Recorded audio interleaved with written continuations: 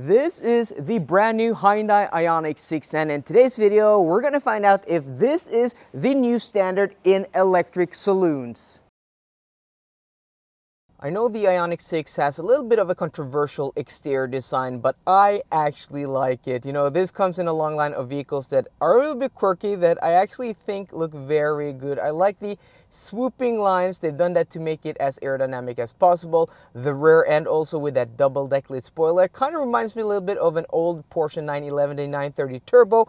Just overall, I think, you know, this blobby, floaty, soapy, melting design language works better in this car than in any of the Mercedes EQ products.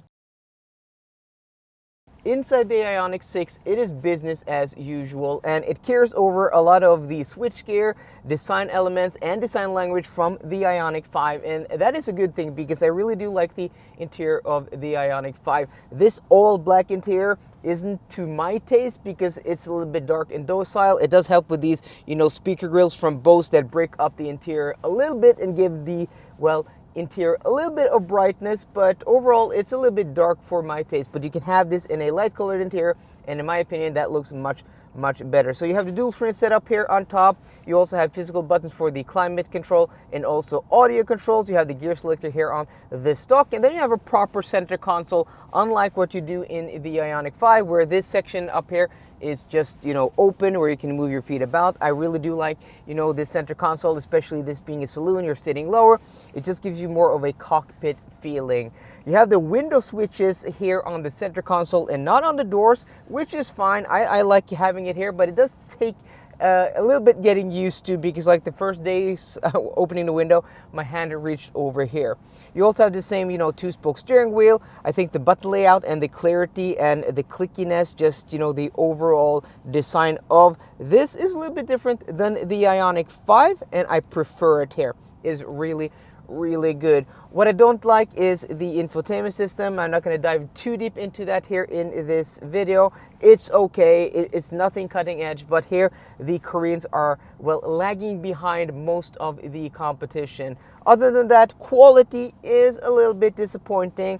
This doesn't feel particularly good quality. Also, these cup holders here are fine. Window switches feels a little bit cheap, but you have hard touch plastics here up high on the door. I don't remember the Ioniq 5 having that. I failed to mention that the front cabin is really roomy. I mean, there's nothing to complain about. Knee room, headroom, shoulder room.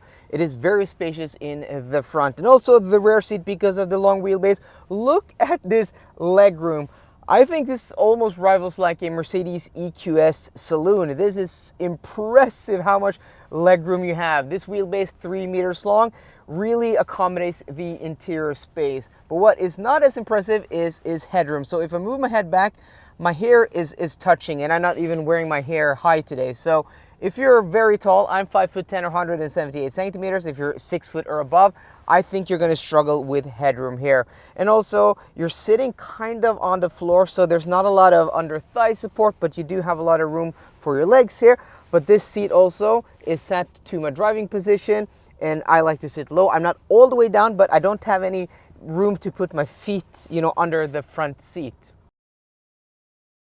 Before we jump into the specs and stats, and then I take this car out on the road and tell you what it is like to drive, I just want to give a huge thanks to today's video sponsor, Recharge, which is the most awesome charge point operator in the Nordic countries, Norway, Sweden, and Finland, with 4,000 charging points across all of these countries, making it the largest independent charge point operator in the Nordic countries. So if you want to support the channel, go to the link down below and just find out where your closest recharge charger is. They've been updating a lot of stations lately and also building a lot of new stations. So most likely, if you didn't have a recharge charging station close to you in about a few months ago, you probably have one now.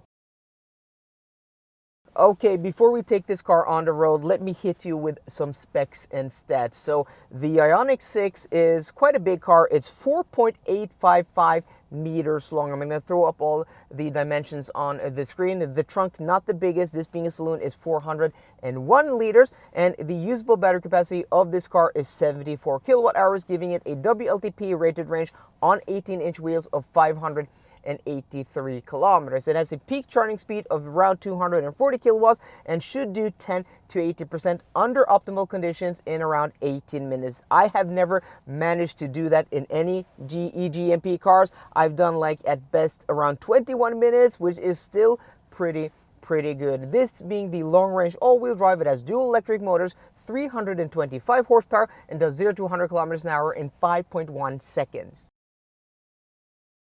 You may have noticed that it is actually snowing in today's video, and this is the exact same test week. I drove this car, did the 120 kilometers an hour range test in like 17 degrees Celsius.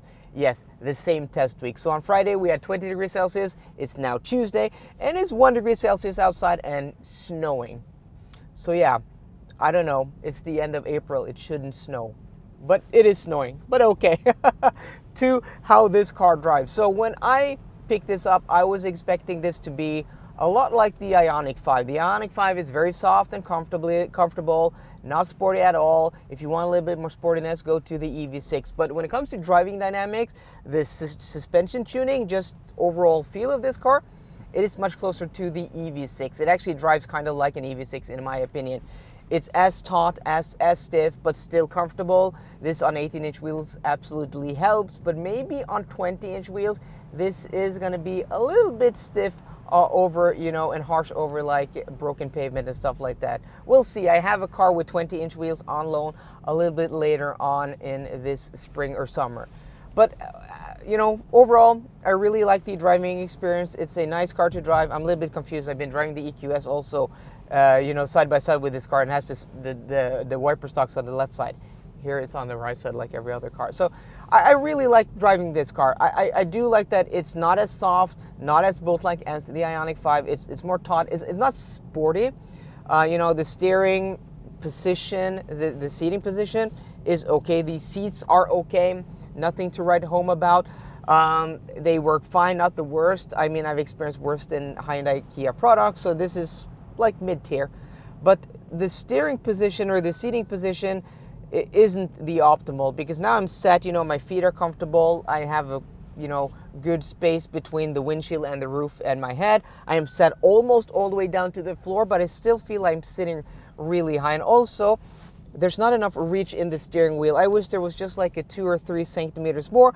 I call this the Volkswagen syndrome, because if you drive, you know, a Volkswagen product, usually the steering wheel doesn't reach all the way out. But if you drive, you know, the equivalent Audi product, they have a little bit more reach in the steering wheel, which is interesting. So this is an experience I have with non-premium products, is that the steering wheel doesn't always come all the way out. But these are minor complaints. I mean, I could adjust the seat a little bit, but I like having this, like this distance here. And also having this rear seat that is this big, I can go back as far as I want, because there's so much room in the back seat. NVH levels also, this being on 18-inch wheels on the motorway, it's really good. So, I mean, this is kind of like a little bit cheaper version to the Mercedes EQE. It's kind of similar like the EQE in exterior dimensions. It's sportier to drive than the Mercedes EQE. The cockpit room here in the front is more spacious than the EQE. On the interior, this is closer to, like, size-wise, to like an EQS. So at this price point, this is a really good car. I like it. So let's hop to the conclusion and do a verdict. The Ioniq 6 covers a very interesting space in the market, because if you compare it on the exterior to something like the Tesla Model 3 and Polestar 2, this is actually a lot bigger. And then when you take a look at the interior dimensions and the room inside here, there's not even a competition. I mean, this is closer, as I said, to something like a Mercedes EQS than it is to a Tesla Model S, let alone a Tesla Model 3 or a Polestar 2. I mean, there's no competition. So if you're looking at these cars and you want, you know, interior accommodation, this is your car. Don't even look at the Polestar 2 or the Tesla Model 3. And also in pricing, yes, you know, this car spec'd on the road like this, the long range all-wheel drive premium with 18-inch wheels is about 56,000 euros here in Norway on the road. A similar Tesla Model 3 is about 49,000 euros. So it's a little more expensive, but you're getting a much bigger interior. The trunk is around the same size at 400 liters, and this also doesn't have, you know, a frunk that's big. I mean, with all-wheel drive, I think it's like 28 or 20 liters. It's laughable. So, you know, it's a little bit lacking in the storage department, but more than makes up in the interior accommodation. And also, it's a lot more quiet. It's a lot more comfortable than something like a Tesla Model 3. So what you're getting for that extra money is a lot. So I had high expectations for this car, and for the most part, this car lives up to those expectations. If I was looking to buy, you know, an electric saloon, I didn't want an SUV, and I wanted comfort, I wanted quietness, I wanted a spacious interior, and also an exterior that, in my opinion, looks very, very good, this is the car for you. I think this is the best, you know, mid-size to large electric saloon on the market at this price point. So guys, I hope you enjoyed today's video. If you did, please drop me a thumbs up down below. And for more car content, as always, please subscribe. See you guys later and goodbye.